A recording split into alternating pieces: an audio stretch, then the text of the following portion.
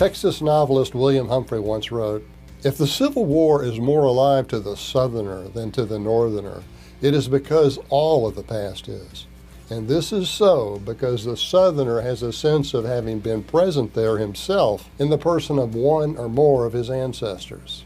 It is this feeling of identity with the dead who are past which explains the Southerner. It is with kin, not causes, that he is linked.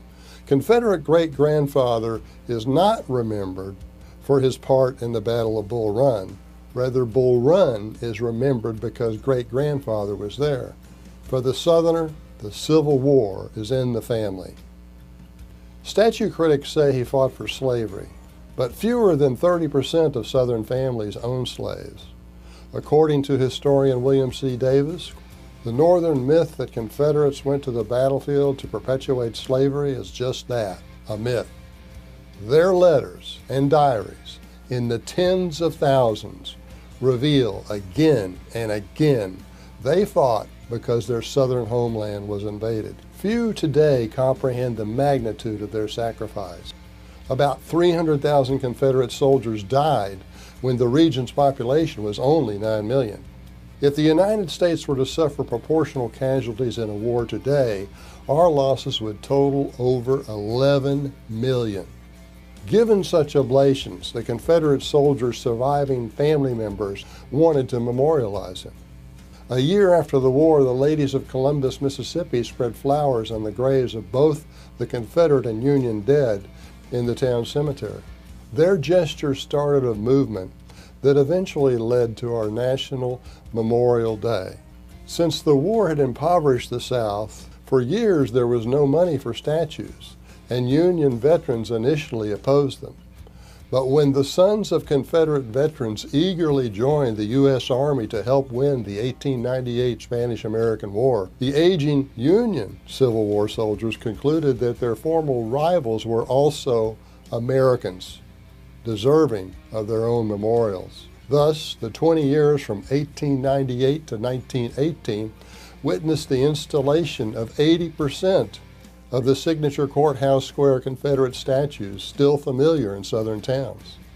Memorial placements north and south surged between 1911 and 1915 because it was the war's semi-centennial and the old soldiers were fading away.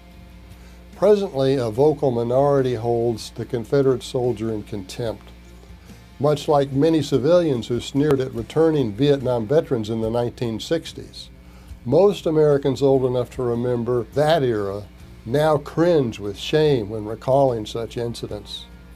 Since a popular maxim warns, whoever marries the spirit of this age will find himself a widower in the next, politicians should be wary of tearing down century-old monuments.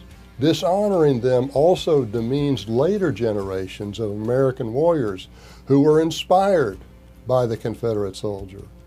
Consider that post-Civil War Southerners consistently volunteered to defend our nation more readily than did other Americans. Presently, 44% of our military are from the South, even though the region represents just 36% of the country's population. Texan Audie Murphy was the most decorated soldier of World War II. Arkansas sniper Carlos Hathcock killed more enemy than anyone in Vietnam.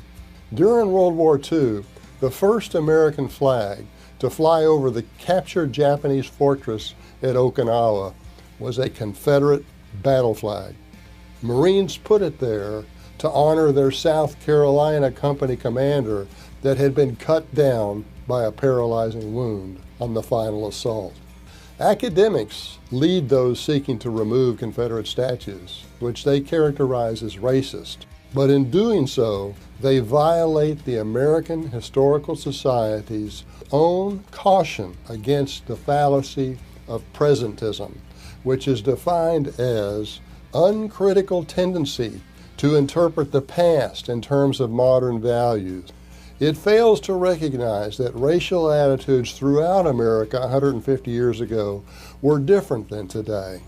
That is why Abraham Lincoln said during an 1858 debate, "I am not, nor ever have been, in favor of bringing about in any way the social and political equality of the white and black races.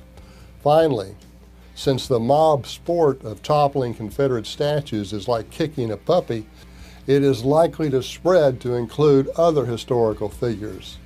Anti-statue activists are like the former Soviet leaders who censored and rewrote history in order to put a state-sanctioned spin on the past. In response, George Orwell warned, the most effective way to destroy a people is to deny and obliterate their own understanding of their history.